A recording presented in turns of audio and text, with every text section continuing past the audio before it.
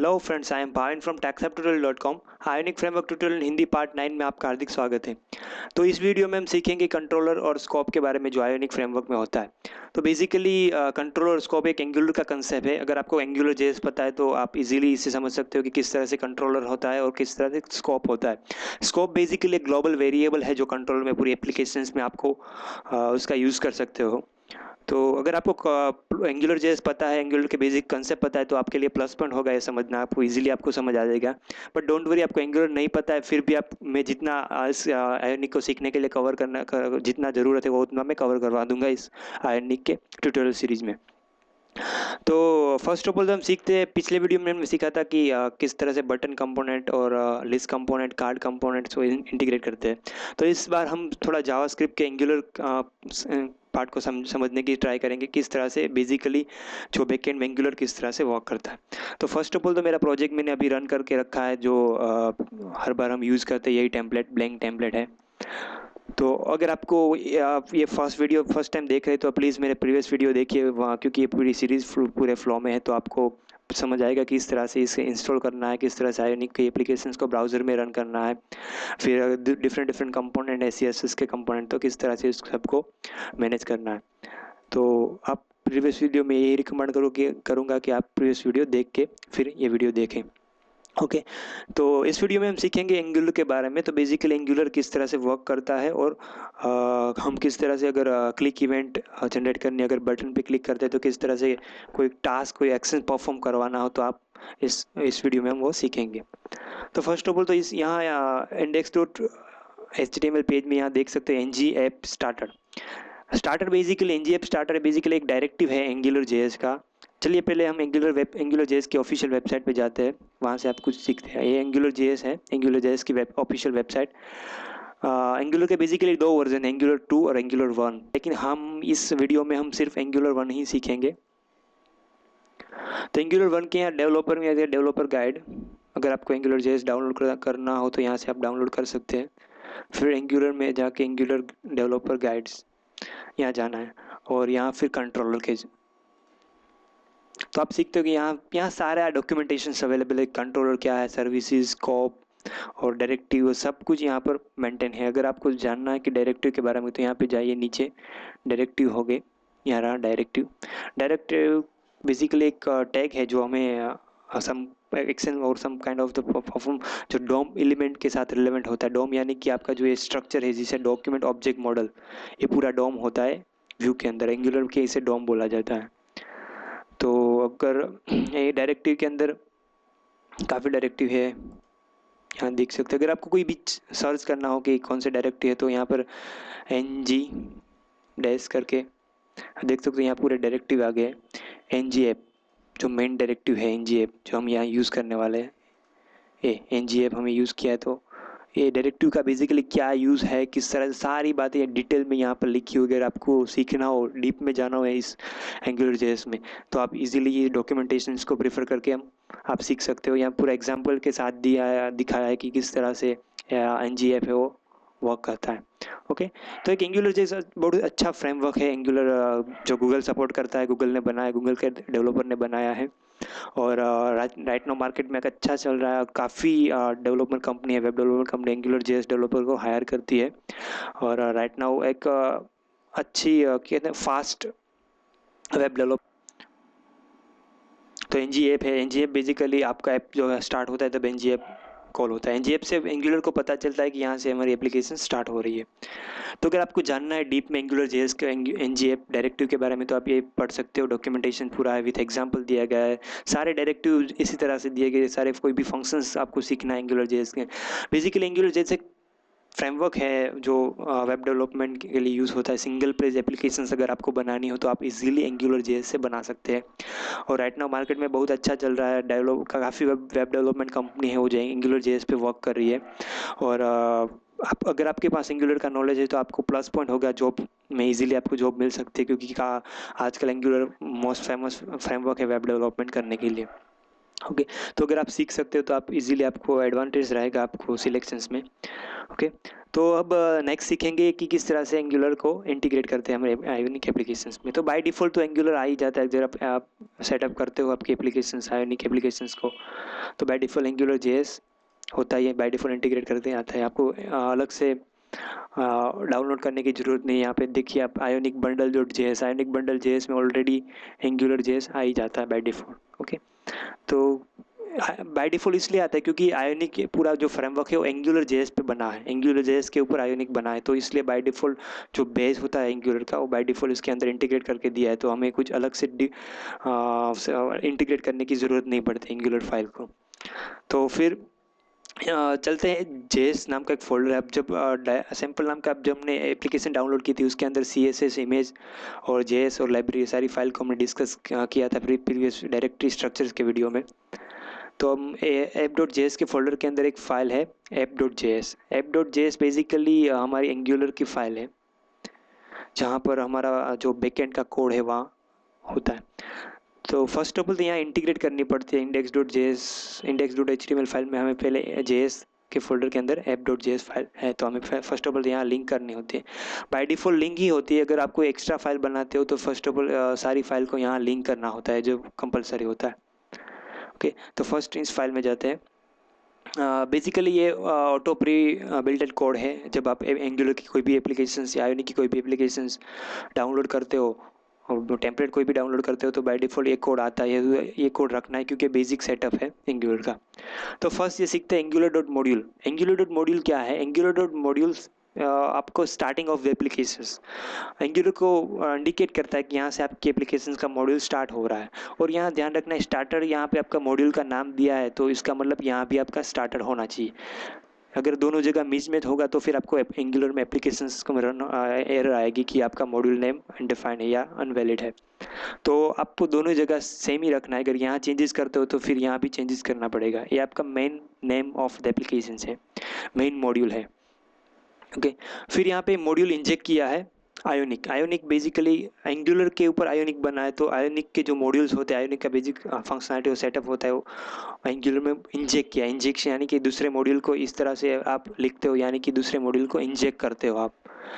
ये सारे वर्ड्स आपको टिपिकल लग रहे हो कि यहाँ पे कि ये क्या है, इंजेक्शंस और मॉड्यूल और कंट्रोलर और सर्विसेज, ये सारे वर्ड्स क्या है। बट आपको एंगुलर पता नहीं, इसलिए आपको डिफिकल्ट लग रहा होगा। फिर आप एक बार एंगुलर को बेसिक कंसेप्ट आप समझ जाते हो तो फिर ये ईजी रहता है आपके लिए समझना। ओके। और फिर है app dot run. Run basically functionality है कि आपकी एप्लीकेशन रन होती है तब इस मेथड बेसिकली कॉल होती है। Ionic platform dot ready main function है। जब आपका आयोनिक का प्लेटफॉर्म रेडी हो जाता है, आपकी ऐप जब स्टार्ट करते हो फर्स्ट टाइम, तो यहाँ से आपका एप्लीकेशन स्टार्ट होना स्टार्ट होता है। फिर Windows dot Cordoba and basic functionality keyboard plugins है। कीबोर्ड प्लगइन्स का यहाँ पर बाय डिफ़ॉल्ट 5-6 प्लगइन दिए गए हैं। यहाँ पर एक कीबोर्ड प्लगइन है जो बेसिकली जो एक्सेसरी बार होता है बाय डिफ़ॉल्ट उसे रिमूव कर देता है, और आपको आपकी एप्लीकेशन में कीबोर्ड की कहीं भी रिक्वायरमेंट होती है तो ऑटोमेटिकली कीबोर्ड को डिसेबल, स्क्रॉलिंग होता है जब कीबोर्ड ओपन होता है तब स्क्रॉलिंग को डिसेबल करता है। जो बेसिक फंक्शनलिटी और बेसिक सेटअप होते हैं वो यहाँ पर ऑलरेडी करके दिए हैं। अगर आपको कुछ एक्स्ट्रा इन्फॉर्मेशन चाहिए तो आप उसके डॉक्यूमेंटेशंस को रेफ़र कर सकते हैं। और यहाँ देखिए आपके कमेंट में भी आपको थोड़ा बहुत इन्फॉर्मेशन दी है कि don't remove this line unless you want to doing. यहाँ पे छोटा बहुत इन्फॉर्मेशन दिया है कि ये लाइन क्यों लिखी गई है, इस लाइन का क्या पर्पस है, वो सब इसमें सिखाया गया है। ओके। तो हम फर्स्ट कंट्रोलर क्रिएट करने की ट्राई करेंगे कि ये बेसिकली कंट्रोलर किस तरह से हम बना सकते हैं। तो फर्स्ट ऑफ ऑल तो कंट्रोल बनाने से पहले हम यहाँ पे एक वेरिएबल में इसको, वेरिएबल ऐप, यानी कि अब इस वेरिएबल के थ्रू हम पूरा मॉड्यूल के एप्लीकेशंस को एक्सेस करेंगे। ये लाइन से आपकी एप्लीकेशन स्टार्ट होती है। तो अब जब कुछ भी करते हैं तब यहाँ से हमें स्टार्ट करना होता है। तो अब आप देख सकते हैं यहाँ पे ऐप लिखा है, फिर ऐप डॉट रन, यानी कि इस मॉड्यूल को रन करता है आयोनिक प्लेटफॉर्म। ओके। सो अब कंट्रोलर बनाएंगे। फर्स्ट ऑफ ऑल तो ऐप डॉट कंट्रोलर, कंट्रोल की सिंटेक्स है बेसिकली यहाँ पे मेन कंट्रोलर CTL कंट्रोल, ये सिंपल नाम, कुछ भी नाम दे सकते हो कंट्रोलर का, बट ये सिंटेक्स फॉलो होना जरूरी है कि ऐप डॉट कंट्रोलर, क्योंकि आप जिस इस ऐप के नीचे कंट्रोल बनाना चाहते हो तो app dot controller main control, यहाँ पे हमें स्कोप को इंजेक्ट करना होगा। स्कोप बेसिकली ग्लोबल फंक्शन है। अगर आपको स्कोप के बारे में ज़्यादा इन्फॉर्मेशन चाहिए तो आप यहाँ पे एंगुलर के जो ऑफिशियल डॉक्यूमेंटेशन है वहाँ पे जाके आप सीख सकते हो कि बेसिकली स्कोप किस तरह से वर्क करते हैं। यहाँ देखिए स्कोप, तो व्हाट इज स्कोप एंड उसकी कैरेक्टरिस्टिक क्या है। वो एक बेसिकली ग्लोबल फंक्शन है, ग्लोबल वेरिएबल है जो पूरी एप्लीकेशंस में आपको एक्सेस करने के लिए आपको उसकी वैल्यू आप पूरे एप्लीकेशंस में आप एक्सेस कर सकते हैं। और फिर यहाँ स्कोप इंजेक्ट करने के बाद आपको फंक्शन में उस स्कोप को पास करना होगा, तो यहाँ पे सिंपल स्कोप लिखना है। ओके, तो हमारा बेसिक स्कोप और कंट्रोल क्रिएट हो गया है। अब इसके अंदर एक वेरिएबल क्रिएट करेंगे जिसके हम सिंपल स्ट्रिंग वैल्यू देंगे। तो स्कोप, अब हम सारे वेरिएबल को स्कोप एज ए स्कोप से एक्सेस करेंगे, स्कोप और फिर टाइटल। देन यहाँ पे लिखा है my first app.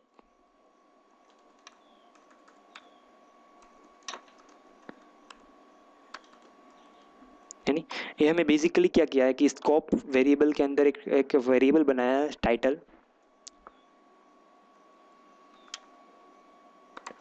Okay, title variable के अंदर हमने सिंपल नाम दिया है माई फर्स्ट ऐप, ऐसा करके हमें फर्स्ट नाम दिया है। तो इस वैल्यू को माई फर्स्ट ऐप को अगर हमें फ्रंट एंड यानी कि इस HTML में यहाँ लाना है, यहाँ बाय डिफॉल्ट की फर्स्ट ऐप की जगह पे हमें माई फर्स्ट ऐप वो डायनेमिकली लाना है यानी कि कंट्रोलर से थ्रू, तो हम इजीली यूजिंग स्कोप से हम ला सकते हैं। तो फर्स्ट ऑफ ऑल तो यहाँ पे ng स्टार्टर, आप देखिए यहाँ पे आप ng स्टार्ट की जगह कुछ और लिखते तो बेसिकली एरर रेज करेगा। आप देखिए यहाँ पे जो अप्रोप्रिएट फॉर्मेट नहीं रहा, यानी कि एंगुलर का जो बैकएंड कोड हो वो एग्जैक्टली रन नहीं हुआ है। तो आपको सेम ही रखना है, कहीं भी चेंज करते हो तो आपको वो दोनों जगह पे चेंज करना पड़ता है। ओके, तो फिर फर्स्ट ऑफ ऑल तो ng ऐप के बारे में आपको पता चल गया। अब एक डायरेक्टिव है एंगुलर के अंदर, जब भी आप कोई भी कंट्रोलर को यूज़ करना है, सपोज कि इसकी वैल्यू यूज़ करनी है, मेन कंट्रोलर को आपको व्यू में यूज़ करना है, तो आपको ng कंट्रोलर करके एक डायरेक्टिव है यूज़ करना पड़ता है। तो यहाँ पे एक ng कंटेंट है, इसके यहाँ एक डायरेक्टिव ऐड कर देते हैं ng डेस कंट्रोलर। और फिर ये बेसिकली ये करता है कि कंट्रोल को कॉल करता है। यहाँ आपका मेन कंट्रोलर है, तो यहाँ से कॉपी करना है मेन कंट्रोल। और ध्यान रखिएगा नाम में कोई चेंजेस मत करना, अगर नाम में कोई चेंजेस होता है तो आपकी एप्लीकेशंस में रन नहीं होगी परफेक्टली। तो नाम में कोई चेंजेस नहीं करने हैं, सिर्फ ng कंट्रोलर में हमारा मेन कंट्रोलर का कॉल किया, यानी कि ये पूरा कंटेंट है। कंटेंट यानी कि ये पूरे बीच में जो भी कंटेंट आएगा वहाँ हम मेन कंट्रोल को यूज़ कर सकेंगे। तो मेन कंट्रोल तो हमने इंटीग्रेट कर दिया हमारे व्यू में। अब इस टाइटल को यूज़ करना है, तो सिंपल एक्सप्रेशन लैंग्वेज में हमें सिंपल टाइटल को यूज़ करना हो तो ये बेसिकली एक्सप्रेशंस लैंग्वेज है। यानी कि आप एंगुलर को पता हो तो एंगुलर में कोई भी वैल्यू को, कोई वेरिएबल की वैल्यू को अगर डिस्प्ले करना हो तो यूजिंग है डबल ब्रैकेट करके आप यूज़ कर सकते हो। तो सिंपल यहाँ पे टाइटल लिखना है और कंट्रोल एस सेव। तो आपने देख सकते हो कि जो हमने वहाँ पर जो लिखा था माई फर्स्ट ऐप, वो यहाँ आपको मिल गया। ये वैल्यू जो थी माई फर्स्ट ऐप की टाइटल की वैल्यू हमें यहाँ मिल गई। क्यों मिली? क्योंकि हमें यहाँ पर कंट्रोलर, इसका कंट्रोल हमें इंटीग्रेट कर दिया है, इसलिए इंक्लूड कर दिया है। इसलिए अगर हम कि कोई चेंजेस करते तो यहाँ पे हमें एरर रेज करेगा और जो माई फर्स्ट ऐप है वो नहीं मिलेगा। क्यों? क्योंकि हमें इसके कंट्रोल का पाथ नहीं मिला है, प्रॉपर तरीके से कंट्रोल इंटीग्रेट नहीं हुआ था इसलिए। तो वापस हम कर देते हैं कंट्रोल एस। तो आप देख सकते हो हमारा एप्लीकेशन में फर्स्ट ऐप जो था उसका वैल्यू हमें डायनेमिकली मिल गया, नहीं डायनेमिकली यानी कि कंट्रोल में से मिल गई। तो आप देख सकते हो कि कंट्रोल स्कोप का यूज़ कहाँ हो सकता है और किस तरह से हो सकता है। ओके, तो हम नेक्स्ट सीखेंगे टाइटल को इंटीग्रेट करने के। टाइटल यहाँ पर अगर हमें हेडर, सब हेडर का टाइटल हमें चाहिए तो सिंपल यहाँ पर सब हेडर को रिमूव करके सिंपल टाइटल लिख देंगे कंट्रोल एस। तो नहीं आएगा। क्यों नहीं आएगा? आप देखिए सब हेडर में नहीं आया। क्यों नहीं आया? क्योंकि हमें कंट्रोलर यहाँ डिफाइन किया है कंटेंट के अंदर, यानी कि ऊपर हेडर और सब हेडर में नहीं किया, नीचे फुटर में भी नहीं किया। बीच के बीच का जो कंटेंट था उसमें हमें कंट्रोलर इंटीग्रेट किया है। तो अब अगर हमें यहाँ नाम चाहिए तो यहाँ पे हमें आयोन पेन के अंदर ng लिखना होगा। आयोन पेन यानी कि पूरा एप्लीकेशन का व्यू होता है, वहाँ हम एक कंट्रोलर मिलेगा या एक कंट्रोलर का एक्सेस मिल सकता है। तो आयोनिक ng कंट्रोलर और मेन कंट्रोलर का नाम दिया और यहाँ से हम रिमूव कर देते हैं कंट्रोल एस। तो आप देख सकते हैं यहाँ पर हमें फर्स्ट हमारा जो माई फर्स्ट ऐप था वो हमें मिल गया। तो समझ आ गया किस तरह से बेसिकली ये वर्क करते हैं कंट्रोलर्स के स्कोप। तो हम फर्स्ट ऑफ ऑल तो हमने देख लिया स्कोप और कंट्रोल के बारे में। अब हम बटन की क्लिक इवेंट के बारे में सीखेंगे, किस तरह से फंक्शंस को कॉल करते हैं व्हेन हम कुछ परफॉर्म करना चाहते हैं तो किस तरह से हम हो सकता है। तो फर्स्ट ऑफ ऑल तो हमें आयोनिक के एक डॉक्यूमेंटेशन में वीडियो में जाएंगे। बेसिकली हम एक कंट्रोल आयोनिक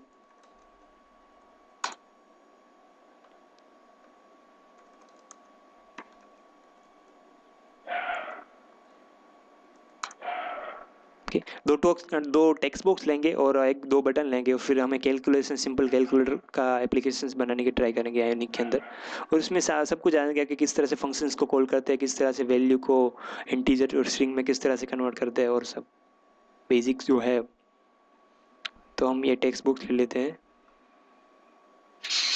ऐसे ले लेते हैं, कॉपी करते हैं कोड को, फिर यहाँ कंटेंट के अंदर पेस्ट कर देते हैं।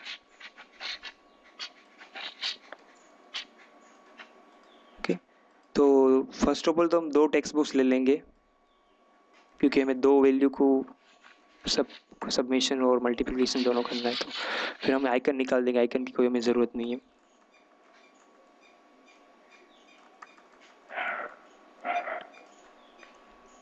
प्लेस होल्डर वैल्यू 1 रख देते हैं, वैल्यू 1 एंड वैल्यू 2। ओके और एक चीज़ है यहाँ पर ng मॉडल करके एक डायरेक्टिव है जो हमें इंटीग्रेट करना पड़ेगा। ng मॉडल बेसिकली नेम देता है, रिप्रेजेंट करता है। यहाँ पे वैल्यू 1 रख देते हैं और ng मॉडल वैल्यू 2। ये दोनों टेक्स्ट बॉक्स को अलग से डिस्प्ले करने के लिए हमने रखा है। और फिर हम दो बटन ले लेंगे, बटन का भी हम यहाँ से कोई भी एक बटन में जाके कोई भी दो बटन ले लेंगे, ये वाले। आप देख सकते हैं दो टेक्स्ट बुक्स आ गए। फिर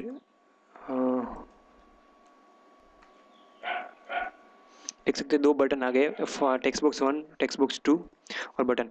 तो अब हम करना है कि यहाँ पे सपोज कि 20 डालो और यहाँ पे 30 डालो और यहाँ पे मैं क्लिक करूँ तो मुझे दोनों का सम मुझे चाहिए और दूसरे में मुझे सब्सट्रैक्शन चाहिए। तो ये बेसिक कैलकुलेशन परफॉर्म है जिसमें हम फंक्शंस को कॉल करेंगे। जब यहाँ पे क्लिक होगा तो एक फंक्शन कॉल होगा कंट्रोल में, जहाँ हमारा कोड है वहाँ एग्जीक्यूट होकर फिर हमें आउटपुट देगा। तो चलिए हमारा फ्रंट एंड यूआई जो था, तो हमारा फ्रंट एंड डिज़ाइन तो रेडी हो गया। तो अब हम बटन की क्लिक इवेंट इंटीग्रेट करेंगे। देखते हैं यहाँ पे दो बटन लिए तो हम यहाँ पे क्लिक करते तो हमारा जो है इस दोनों टेक्स्ट बुक में जो भी वैल्यू होते हैं उसका सबमिशन और सब्सट्रैक्शन दोनों हमें परफॉर्म करना है as like basic calculation operation. Okay तो इसके लिए हमें फर्स्ट ऑफ ऑल तो यहाँ पर दो बटन के लिए एक एनजी क्लिक करके एक डायरेक्टिव है एनजी क्लिक, जो बेसिकली क्लिक इवेंट पे कोई कॉल करना चाहते तो ये प्रोवाइड करता है। यहाँ पे एनजी क्लिक पे हमें सम नाम का फंक्शंस को कॉल करना है तो यहाँ पे बेसिकली सम दे देंगे और फिर दूसरे बटन के अंदर भी same click is equal to subtraction के लिए सब, ये दोनों फंक्शंस कॉल होंगे। और फिर जब एक फंक्शंस कॉल होंगे तब यहाँ वैल्यू 1 और वैल्यू 2 यानी कि दोनों टेक्स्ट बुक्स की वैल्यू ऐसे कंट्रोल में पास होगी। कंट्रोल में फिर सबमिशंस का ऑपरेशंस परफॉर्म होगा, उसके बाद आंसर डिस्प्ले होगा। तो इसके लिए एनजी मॉडल के लिए हमें एक पैरामीटर पास करना पड़ेगा। पैराम्स के अंदर वैल्यू 1 और वैल्यू 2 को इंटीग्रेट करना पड़ेगा। तो यहाँ पर सिर्फ पैराम्स और यहाँ पर भी